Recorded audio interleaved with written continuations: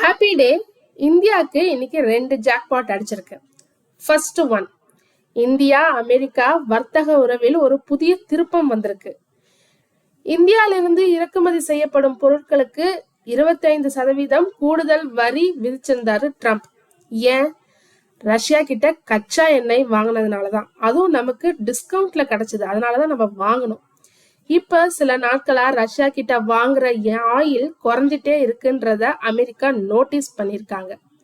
அது மட்டும் இல்லாம இந்தியா அண்ட் யுஎஸ் கடையில ரொம்ப நாளா பேச்சுவார்த்தையும் போயிட்டு இருந்தது இந்த 25% கூடுதல் டாரிஃபை கம்மி பண்றதுக்கு.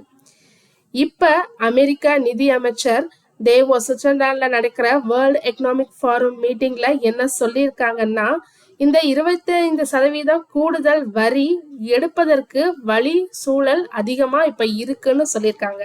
அதாவது இந்த எக்ஸ்ட்ரா 25% டாரிஃப் பெனால்டி டாரிஃபை கம்மி பண்றதுக்கு இப்ப சூழல் பாசிட்டிவா இருக்குன்னு சொல்லியிருக்காங்க. ஏன்னா அமெரிக்கா ரஷ்யா கிட்டே இருந்து வாங்குற ஆயில நம்ம கம்மி பண்ணிருக்கோன்றத நோட்டீஸ் பண்ணிருக்காங்க. அப்ப யார்கிட்ட இருந்து இந்தியா ஆயில் வாங்குறாங்க?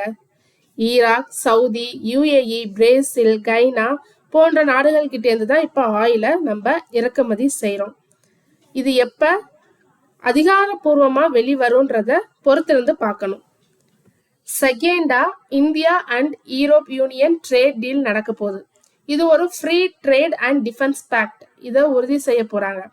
லாஸ்ட் 10 இயர்ஸ்க்கு மேல முடங்கி இருந்த இந்த ஒப்பந்தம் இப்ப முடிவுக்கு வந்திருக்கு.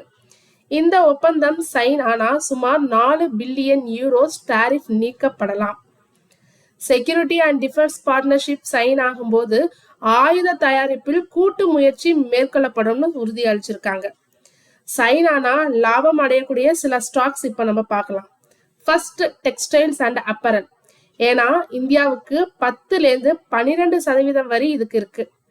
இந்த வரி இப்ப ஃப்ரீ ட்ரேட் அக்ரிமெண்ட் மூலம் நீக்கப்பட்டா இந்தியாவுடைய ஆடை நிறுவனங்கள் லாபம் 20-25% வரை அதிகரிக்க வாய்ப்புள்ளது. இதனால Gokaldas exports, KPR mill, Arvind லிமிடெட்ல பயன்பெற வாய்ப்புள்ளது. ரெண்டாவதா டிஃபென்ஸ் செக்டார். அதுல Hindustan aeronautics limited, BEL, Mazagon dock இதெல்லாம் நம்ம வாட்ச் பண்ணணும். மூணாவதா வாகன உதிரி பாகங்கள். இவி கார் நிறுவனங்களுக்கு இந்தியாவிலிருந்து இறக்குமதி செய்ய ஒப்பந்தம் வழிவகுக்குன்னு எதிர்பார்க்கப்படுது. இதனால மதர்சன் சுமி, பாரத் ஃபோர்ஜ் இதெல்லாம் இந்த ஸ்டாக்ஸ் எல்லாம் நம்ம வாட்ச் பண்ணணும். And then jewellery and leather செக்டாரும் வாட்ச் பண்ணணும். இந்த ஒப்பந்தம் எப்ப கையெழுத்தாக போகுதுன்னா ஜனவரி 26 இல்ல ஜனவரி 27 2 நாட்கள்ல கையெழுத்தாகும்னு எதிர்பார்க்கப்படுது. அடுத்த முக்கிய செய்தி என்னன்னா, அமெரிக்க பங்கு சந்தை ஒழுங்குமுறையான செக் எஸ்இசின்னு சொல்லப்படுறது கௌதம் அதானி மற்றும் சாகர் அதானிக்கு ஒரு இமெயில் அனுப்பியிருக்காங்க. இந்த இமெயில்ல ஒரு சம்மன் வந்திருக்கு.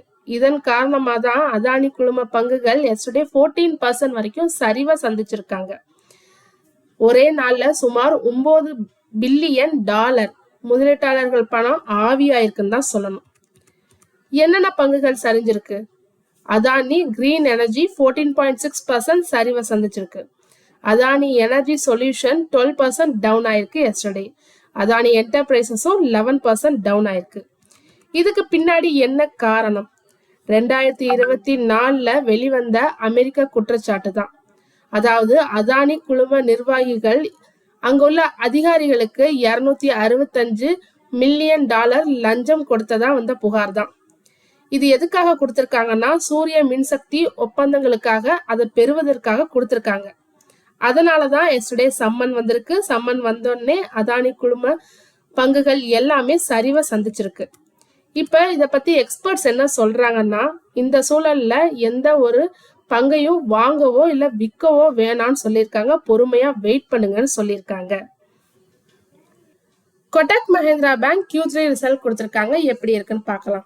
அவங்களோட stand alone net profit 4% increase ஆயிருக்கு இயர் ஆன் இயர் பேசிஸ்ல. 3,305 crore இருந்து 3,446 crore இன்க்ரீஸ் ஆயிருக்கு. கன்சாலிடேட்டட் நெட் ப்ராஃபிட்டும் 5% இன்க்ரீஸ் ஆயிருக்கு.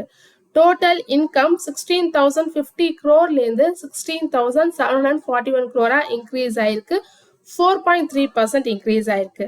நெட் இன்ட்ரெஸ்ட் இன்கமும் 5.1% இன்க்ரீஸ் ஆயிருக்கு. அதே நெட் இன்ட்ரெஸ்ட் மார்ஜின் பாத்தீங்கன்னா 39 பேசிஸ் பாயிண்ட் கம்மி ஆயிருக்கு. 4.93%லேருந்து 4.54% கம்மியாயிருக்கு. கிராஸ் என்பிஏ இம்ப்ரூவ் ஆயிருக்கு. லாஸ்ட் இயர் இதே குவார்டர்ல 1.5% இருந்தது, இப்போ 1.3% கம்மி பண்ணியிருக்காங்க நான் பெர்ஃபார்மிங் அசெட்டை. நெட் என்பிஏவும் 0.41%லேருந்து 0.31% கம்மியாயிருக்கு. ஸ்டாக் மண்டே எப்படி ரியாக்ட் ஆகுதுன்னு பொறுத்திருந்து பார்க்கணும். நிறைய பேர் என் வீடியோ வாட்ச் பண்றீங்க, ஆனா சப்ஸ்கிரிப்ஷன் பண்றதில்ல. நீங்க சப்ஸ்கிரைப் பண்ணீங்கன்னா எனக்கு கொஞ்சம் சப்போர்ட்டா இருக்கும். தொடர்ந்து இது மாரி யூஸ்ஃபுல்லான மார்க்கெட் அப்டேட்ஸ் வேணும்னா மறக்காம நம்ம சேனலை சப்ஸ்கிரைப் பண்ணுங்க, பெல் ஐக்கான் கிளிக் பண்ணுங்க, லைக் அண்ட் ஷேர் பண்ணுங்க. தேங்க்யூ.